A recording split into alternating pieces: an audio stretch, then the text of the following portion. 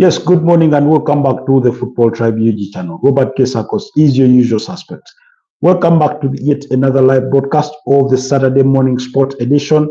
It's always a pleasure to be back, and I couldn't be more excited to. It's always a pleasure to be back to be doing this. Apologies on that, but yeah, looks like our audio is already in shape. Uh, in the way we would love, in the way we would love to have them. So good to have you. Good to have you as always. Good to be here as always. We're a bit late by our own standards of Saturdays because we tend to come here a little more earlier than this. But it's usually hard when the space within which you do this kind of work like I do is the same sort of space you share with your family. So sometimes it's not ideal to shoot at that moment, and more more more times than not, they sort of tend to get in the way of timelines. But we'll look to correct that as we go forward. But good to have you back. Good to be back. It's always a pleasure, really, to be back. And I mean, yeah. So today we will be focusing our conversation still revolving around Manchester United and their pursuit for Bryan Mbeumo, because the Red Devils do remain confident that they will get a deal done for the Cameroonian star there, despite despite having at least two rejected bids.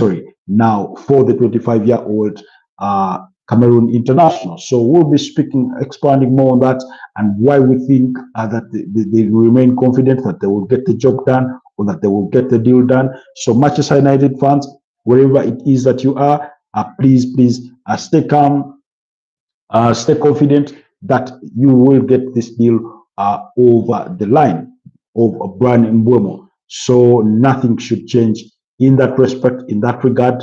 That deal should be. They will keep pushing. They will keep pushing, and I'm confident that they will get it done.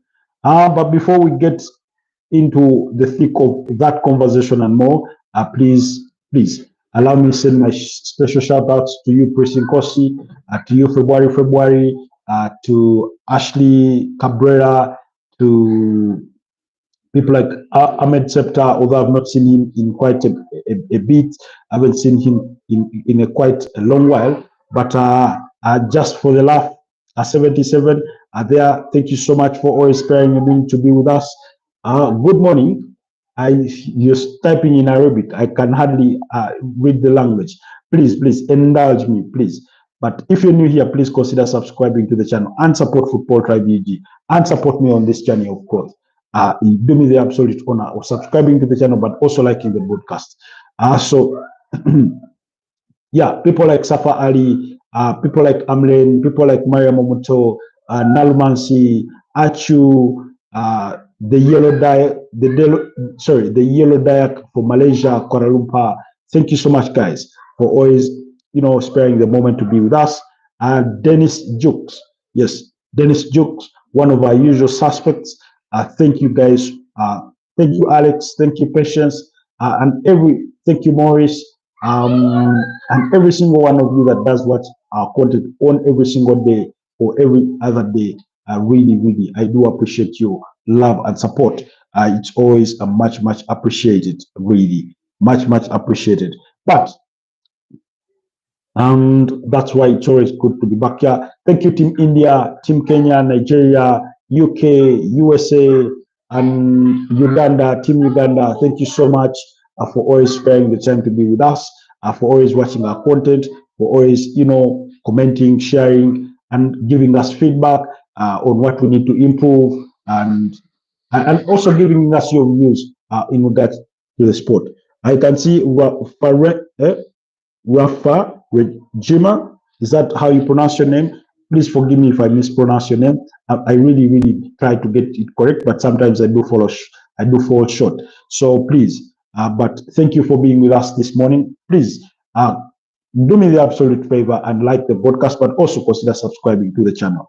Like I said, today our focus is going to revolve around Manchester United and their pursuit for Bryan Mbeumo, and then of course we'll get to speak about the FIFA Club World Cup because that tournament, the round of 16 games do get underway, starting, I think, today, when Chelsea will be up against Benfica, and more on that. So we'll be getting on what's to come. Then Pyramides will be up against Botafogo. So those fixtures will also be coming our way. We'll be discussing that also in just a bit. But let's kick things off with Manchester United, like we said, because that's where the gist of the conversation is. That's where everything revolves this morning. Because yesterday, Manchester United, okay, not yesterday, but during the course of this week, Manchester United did submit their second bid in the excess of £60 million to try and sign Bryan Mbeumo from Brentford. Now, he's a player they wanted to sign for almost coming on to a month, ever since he made it clear that it is Man United where he would rather join as opposed to any other suitors. Guys, I can see we are 6 on the broadcast and there's only 3 likes.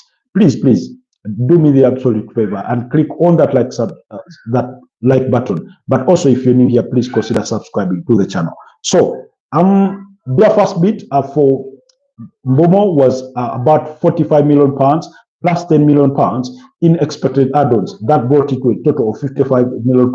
That was Manchester United's opening bid. But like we always know, usually it's very rare or under very rare circumstances that you do get a first bid accepted. And as the case often is, this one was equally rejected. And so Manchester United went back, talked to their respective bosses, did their books, looked at their charts, had an engagement perhaps with Sir Jim Ratcliffe, Jason Wilcox, Omar Barreda, that's the club CEO, and whoever everybody else that may be involved in the nitty-gritties of getting a transfer like this done, when it comes to the finances, when it comes to what the commitments are, and things of that nature. So after those discussions, Manchester United went back in with an improved bid of £55 million as the guaranteed fees, plus £7.5 million in expected add-ons. And that bid was still rejected, £62.5 million.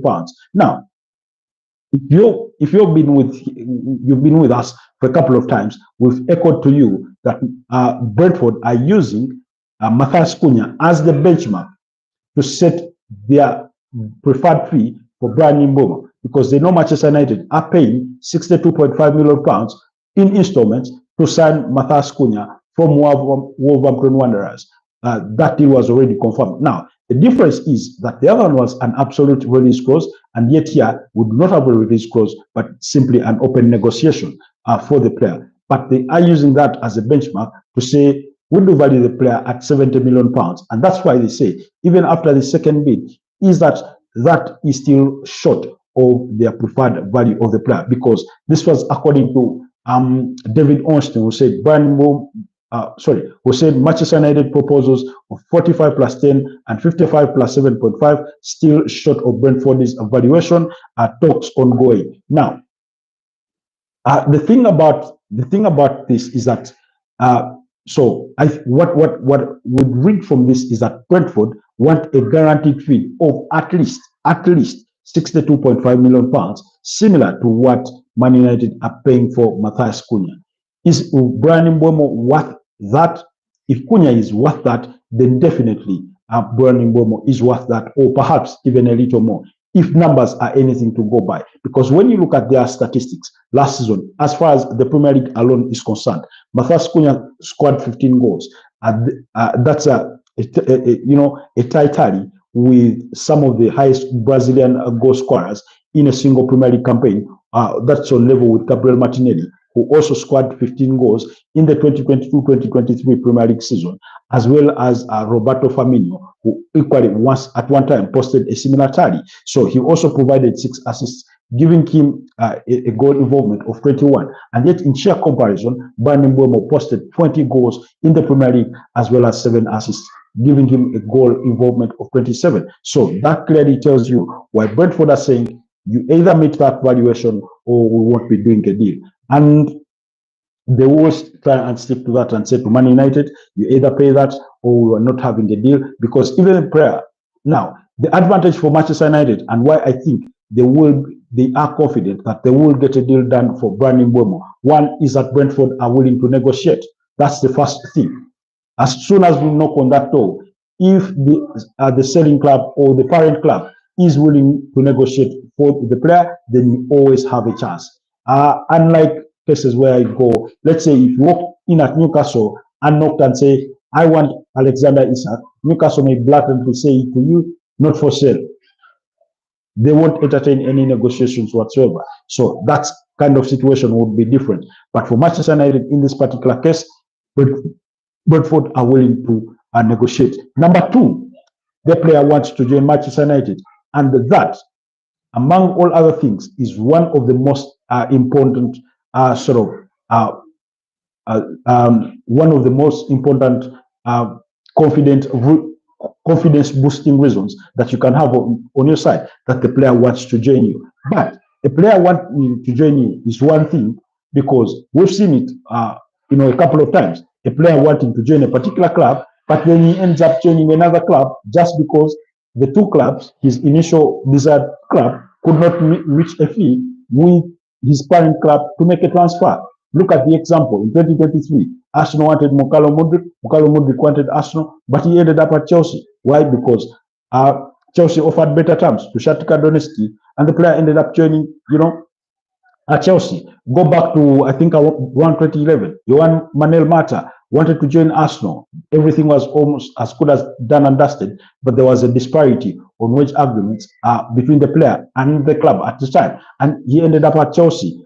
Jeremy Obi Mikel wanted to go to Manchester United, but it's Chelsea that eventually won that race. William Borges de Silva was on the verge of joining the Tottenham Hotspurs, and then Jose Mourinho swooped in and signed him to Chelsea. So those things are, whereas it is good that the player wants to join your club, it's oftentimes not enough. However, for Manchester United in this particular case, the player has said it outrightly that I would rather stay at Brentford than go to any other club other than Manchester United. So for me, that gives me the confidence that Man United will get a deal done for Bryan Mbeumo. Because again, according to David Austin, he says Bryan Mbeumo has told Brentford and Tottenham Hotspurs that he will only join Manchester United if he leaves Brentford this summer. Now, this comes at a point when Tottenham Hotspurs have been strongly linked with the potential move for Bryan Mbeumo. Not Tottenham were the ones interested in signing Bryan Mbeumo. We know Arsenal, Newcastle, and Chelsea all had interest in the 25-year-old Cameroon international.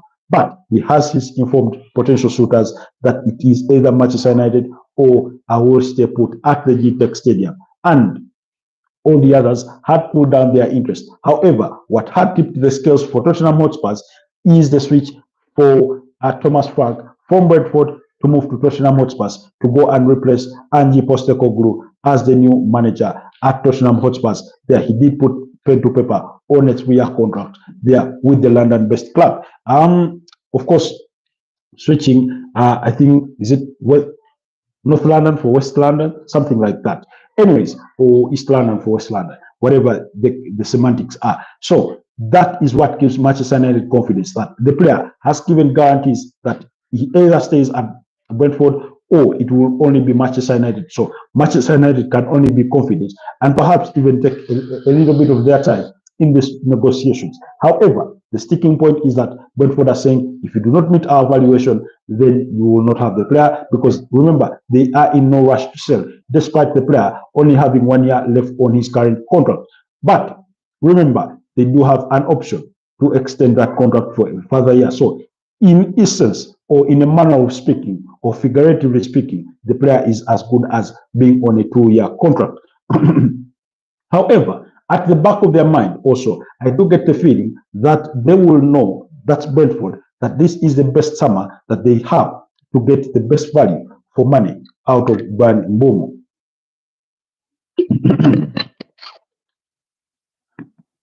Because let's not kid ourselves, as good as a player he is, it wasn't until last season that before last season, he had never posted at least 10 goals in the Premier League for as far as he had been with Brentford. Now, he's been at Brentford for about 6 years. In the Championship, when you look back, in his debut season, 2019-2020, he scored 16 goals and provided 7 assists. excuse me, that's a 23 goal tally. And then the subsequent season, which was the COVID season, 2020, 2021, he scored 8 goals and provided 10 assists. That was in a 45 and 47 games respectively. But that was in the championship. That was in the championship because the Premier League is a whole different ball game. The Premier League is a whole different ball game. But nonetheless, he still performed. At least if you look at his numbers, and they've been improving. They've been sort of on a fairly upward trajectory. But you also see a slight disparity in there. For example, his debut season in the Premier League, he played 35 Premier League games, scored 4 goals, and provided 7 assists. That was an 11-goal involvement. The season after that, 2022-2023, he scored 9 goals, provided 8 assists. That's a 17-goal involvement there. So very, very brilliant performance in 38 appearances. And when you look at, by the way, the last 4 campaigns, it's only one season where he's played less than 25, where he's played less than 26 Premier League games. So that also speaks about the players' availability physically, being in shape, and not being so prone to injuries. And he's one of those very, very energetic players that you can really rely on when it comes to pressing the ball, driving the ball forward, shooting from distance, having an attempt with a free kick. He's got it all. So then the 2023-2024 season, he had a slight decline, but it was only slight, like I said. He still scored 9 goals and provided 6 assists, which was 2 less than the previous season. So that gave him a goal involvement of up to 15 goals in comparison to the 17 he had the previous season. And then last season, which was 2024-2025, when we all know that Ivan Toney had left for the Saudi Pro League, he stepped up. He stepped up really alongside Yohan Wissa, who scored, I think, 19 Premier League goals there, the DRC Congo International. But Bryan Mbeumo posted 20 goals and 7 assists, his best season in a Brentford jersey. And when you combine all the 4 Premier League seasons and the 2 seasons that he spent with them in the Championship. So that's the kind of player that Manchester United are getting. He's a player that strives to improve. He's a player that is consistent. He's a player that is, oftentimes available in regards for selection, not injury prone. And that's what gives Manchester United the confidence that they are really in pursuit of the right player when it comes to injuries and things of that regard, and player availability, because that's very, very crucial. That's really, really important.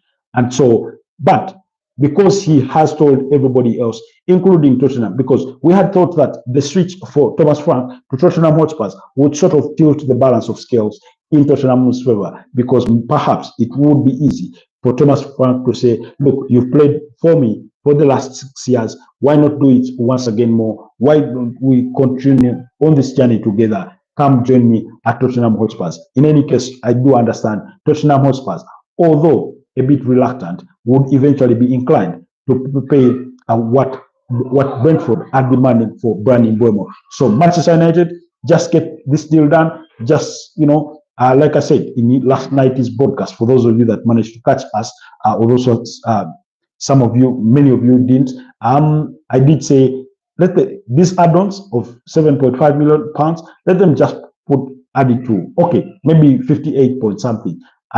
But that may still not get the job done, but they may as well put the add-ons together, because sometimes these add-ons, usually the guaranteed fees is the transfer fee. Sometimes the add-ons can be sort of overly ambiguous. We've spoken about that before. For example, I think Anthony Martial, in his contract, when he was in his transfer from AC Monaco, hi boss Royal, how are you doing, my brother? Good to always have you back. When he was making the move from AC Monaco to Manchester United, in his contract, it had said that if he won the Ballon d'Or, then Manchester United would pay more add-ons to Monaco, but that never came to pass. So similarly, sometimes these add-ons are quite ambiguous. So for example, a club may say, we'll pay you 50 million pounds to sign the player and 10 million pounds in add-ons. And then the add-ons are, what are the expectations? That if a player scores maybe 40 goals in a Premier League season, if he scores the winning goal in a Champions League final, if those kinds of weird, not weird, but sort of far-fetched, expectations. And oftentimes, we all know that they are not going to be met. So that means the other club won't be getting the add-ons. Some are sort of realistic, and some are sometimes unrealistic. That's why some clubs are not really keen on the expected add-ons and things of that nature. And that's why Manchester United ought to combine their add-ons and the guaranteed fees and make it to 62.5 million pounds. And maybe, just maybe, a Brentford may have a change of mind or a change of stance in United's pursuit for Bryan Mbeumo. So let's wait and see how that deal will progress in the coming couple of days. But there you have it, Manchester United fans. For now, all the attention, all the discussions, every little bit of dedication is towards getting this deal over the line at Man United. They do want him in by the time they go for their pre-season tour. And that pre-season does kick off, from what I do gather, around July 7th. If I'm not mistaken, that should be at the start of next week, but one. Yes, next week, but one, July the 7th, which will be a Monday. That is when the preseason for Man United is expected to start. Now, remember, Manchester United, like any other club, but more particularly for a club that has a new manager, you want to get in your players early, especially the new incoming, so that they get to learn the manager's ways. They get to learn to try and deal during those preseason training sessions, during those preseason games, and see how better fit they are for their new team. Because usually players tend to struggle when they come late in the transfer window, or when perhaps even the season has started, and that kind of thing. So that can be a factor in itself. So you look at things like that and say, yeah, United need to get business done as soon as possible, because that is what Ruben Amorim would want, to get his players in early, and he sort of figures it all out before this preseason kicks off. Anyways, away from Manchester United, in regards to, okay, United are now are not only struggling a little bit to bring players in, they are also struggling a bit to move on players. We know they have a whole host of players that they would want to move on. Marcus Rashford, Jadon Sancho, Tyler Maracia, Andre Onana, name it. But they are struggling in that regard, because for people like Jadon Sancho, they are asking of higher wages than the buying clubs or than their suitors are willing or perhaps are able to afford.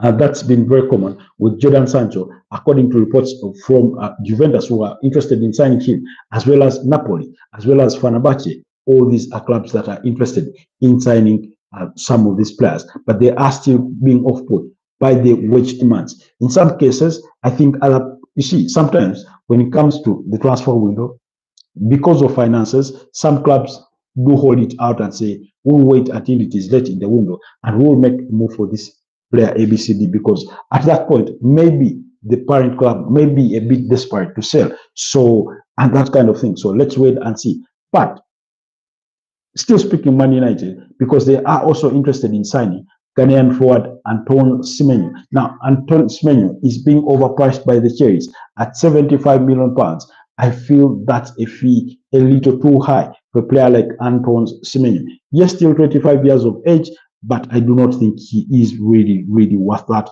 for the Ghanaian international. I'm I do not have anything against him particularly, but in regards to a transfer fee, I think that in itself is a little bit over exaggerated, because when you look at his numbers, I mean, I do not think he's as good as Matthias Cunha. You could have them in the same bracket, but if you had to sort of rank them, you would have Cunha, maybe Mbeumo, and Antoine Semenyo. That's how I see it. That's how I see it. But Bournemouth want up to 70 million pounds. I do get the feeling that more, because last season, yes, you had a 16-goal involvement, scoring 11 and providing 5 assists. But that notwithstanding, I get the feeling that because Bournemouth they know they are losing so many players. They want to make it difficult for some of these clubs to get their players because they want to retain a spine of the team. Because when you look at it, Kepa Arrizabalaga, who was their number one goalkeeper last season, has been returned to Chelsea and is on the verge of completing a move to Arsenal for £5 million. Why Bournemouth could pay the £5 million, but they couldn't afford his wages? Two, they lost Dean House to Real Madrid. Real Madrid accepted to pay his £15 million wages clause. Remember, they had only signed him about a year or so from Juventus. Then they've lost Milos Kakes to Liverpool in a deal over about £40 million. They did sign Milos Kakes from AZ Alkmaar I think in 2023. Then Ilya Zabani is being targeted by PSG, and those negotiations do continue. The last bid from PSG was worth about £55 million, and Bournemouth turned that down. They want a little more. Some reports do suggest that they want up to €70 million if they are to let go of the 22-year-old Ukraine centre-back. And then you have Bayer Leverkusen are interested in signing Justin Kluivert from the same side. There is interest now for Antoine Semenyo from teams like Newcastle,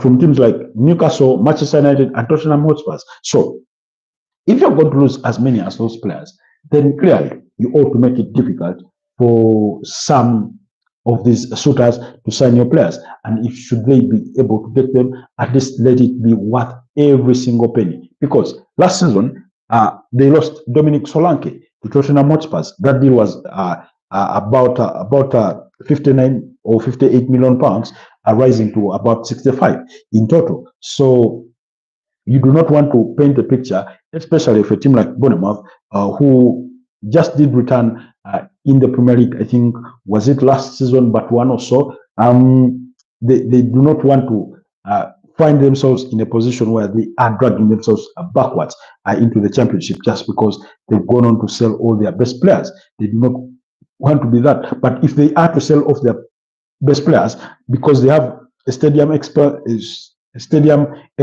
plan to fund, then they must get enough resources to one, for the players they are selling, but also to be able to go back in the market and replace these players. And that's why in the case of Milos Kakes, they've already been able to sign Adrian Trafford from Stade Rennes in a deal that was about €13 million worth for the Stade Rennes captain. So really, that would be the objective. Nonetheless, this is the transfer gossip and speculation coming in at the moment from some in regards to some of your favorite Premier League clubs.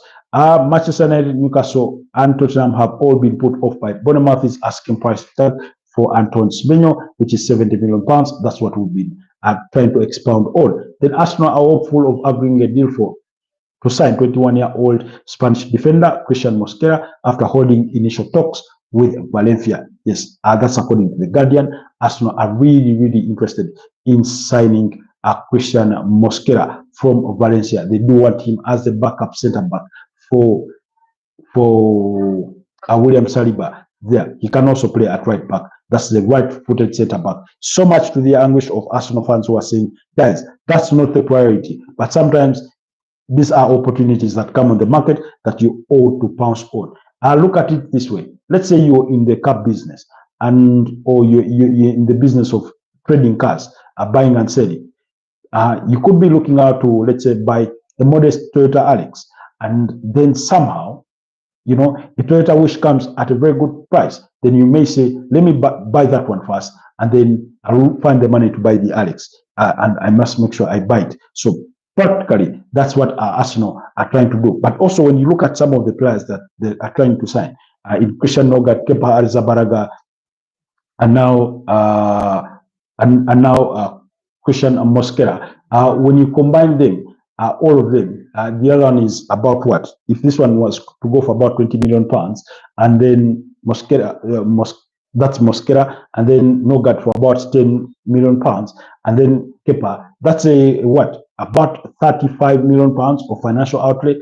That leaves them with a lot of firepower to go big on a striker and a left winger if that's their preference. But Arsenal fans, please just be patient, but do expect a striker to come in. Of course, the talks are still ongoing between Cisco's side as well as Victor Yokeres. Not much progress has been made in the last recent weeks as far as what is worthy talking about, because every time you hear something positive in regards to Benjamin Sesko, then you hear something negative from Victor Yokeres' side. For example, yesterday I was reading about bleed in regards to Benjamin Sesko, that apparently RB Leipzig are willing to back down a little on their asking price to about 60 million pounds, away from the 75 million pound mark that has been reported previously, and perhaps even rising. So let's wait and see if that story holds any water. Only time can tell. At least in as far as progress is concerned, let's see if things can progress next week.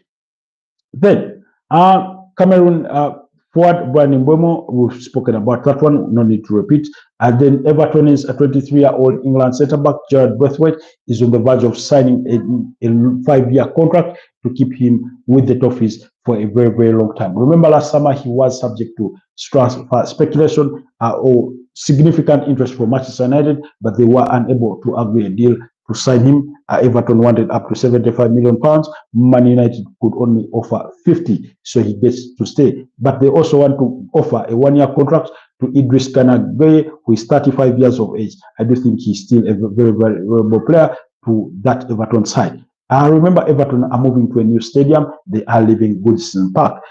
Initial reports did suggest that they will link that to the women's team, but let's wait and see. Priorities could change. Then Bundesliga side, RB Leipzig are the latest club to have expressed their interest in signing England midfielder. That's Harvey Elliott, the 22-year-old Liverpool star, is also attracting interest from Brighton and Hove Albion as well as West Ham. Now remember, Bayer Leverkusen were also reported to have interest in the 22-year-old England attacking midfielder. Feyenoord midfielder Anton Milambo is set to become Keith Andrews' first signing as Brentford boss. Remember yesterday, Keith Andrews was confirmed as the new boss at Brentford, putting pen to paper on a 3-year contract, being elevated from the level of head set piece coach to now head coach or manager at Brentford. Let's see how that will turn out next season. Then Leeds United have opened preliminary talks with Juventus over Brazilian midfielder Douglas Luiz, only 27 years of age, did struggle last campaign in the Italian Serie A. I think he made about 19 appearances for Juventus, but also did struggle with a couple of injuries during the course of the season. Meanwhile, West Ham are interested in signing 22-year-old United States midfielder Yunus Musa from AC Milan, and Napoli are among the other teams that have been interested in signing him, as well as Nottingham Forest. But let's wait and see what direction that conversation will lead. However, Forest have been, Nottingham Forest had wanted to sign Samuel Mbangula, 21 years of age, and Timothy Weah from Juventus in a combined deal of about 19 million pounds. But Timothy Weah said, no, I'm not joining Nottingham Forest. He has declined those, advances, and it looks like that deal has since collapsed. The Newcastle are set to increase their offer for Brighton's João Pedro. That's after they had a bid of 50 million pounds for the 23-year-old Brazilian striker turned down. João Pedro scored 10 Premier League goals last season, and I think provided 6 assists in 27 Premier League appearances. Very, very good player there. Aston Villa first competition from Italian duo Juventus and Lazio in their pursuit for 23-year-old Lens midfielder. In English, it's Lens. In French, it's Lens. Nail El Anoy. That's the Moroccan international. While Crystal Palace's ability is who turns what? He turns 27 tomorrow. That's ability easy. He's a target for both Tottenham and Arsenal. But remember, Arsenal do have Rodrigo Goes as the primary target for the left wing option in terms of strength strengthening that side. But should they fail in the pursuit for the Brazilian international, then they will shift their attention to Ebelechi Easy, who is available for a release clause of £68 million plus £8 million in expected add-ons, according to reports there from the Premier League. Yes, so let's wait and see. I'm really surprised, and this for me remains a huge surprise for me. Why are Premier League clubs not trying to pursue a signature for Xavi Simons? Very good player, still very young. I think about 22 years of age. You know, I wonder why Premier League clubs are not really, trying to pursue him. As far as his numbers go, they're quite impeccable. They're quite impeccable. They're quite impeccable. He's been at RB Leipzig for 2 seasons. On loan. Of course, at one time he was at PSV Eindhoven. That was for the season of 2022-2023, and he scored 19 goals and provided 8 assists. Then he went on loan to RB Leipzig in his debut season 2023-2024. 32 Bundesliga appearances, 8 goals and 11 assists. That's a goal involvement of 19. And yet the season before that, he had posted a goal involvement of up to 27. Of course, the other one was the lesser league, and when he went on an improved league, he showed that he could cut it. Now he has only been signed permanently in January to RB Leipzig, but in 25 appearances last season, he scored 10 goals and provided 7 assists. That's a 17-goal involvement in 25 appearances. I know, and he has expressed desire to leave the club. So why is nobody pursuing Xavi Simons? I do really rate that guy highly. Only 22 years of age, really, the Dutch international. And he doesn't turn 23 until April next year. So I do not know. I stand to be corrected or wait to see what will happen with him. But I do get the feeling that clubs should be really interested in his services. They should be looking to sign him. Now, this is a question for Arsenal fans. If you had to sign either of Ebelechi Eze, Rafael Leao, Kaoru Mitoma, and Rodrigo Goes, who would you go for? For me, I would love Rodrigo Goes. The idea of Rodrigo Goes excites me. He can play across the entire front three. Now, this is according to Fabrizio Romano this morning. He says Fenerbahce are not in active talks to sign Jadon Sancho, as negotiations are not concrete at this stage. The main focus is John Duran. Yes, yesterday I told you that Fenerbahce are working on a deal to sign the Colombian international from the Saudi Pro League, where he joined in January. That's John Duran. Yes. So that's at Al Nassr. Jose Mourinho wants him. He's the player he wants to sign. He only left Aston Villa in January to join Al Nassr, but Fenerbahce are really interested in signing the Colombian international. While Chelsea are not among other clubs that are interested in signing 32-year-old Argentine goalkeeper Emiliano Martinez. So then Olivier Giroud will play his last game for Los Angeles Football Club when they play up against is it Vancouver? Should be before joining Lille on a 1-year contract. Then the other deal is Alex Baena. Yes, is on the verge of joining.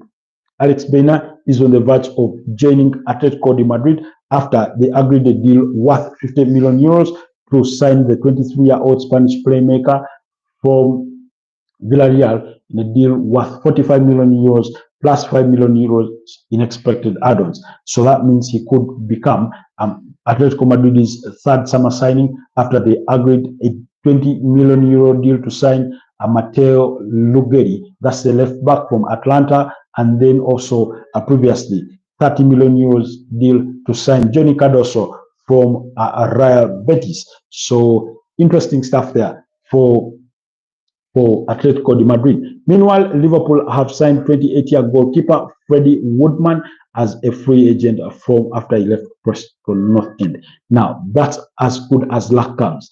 That's when God is, that's when your ancestors are working in your favor. That's when God is doing everything in your favor.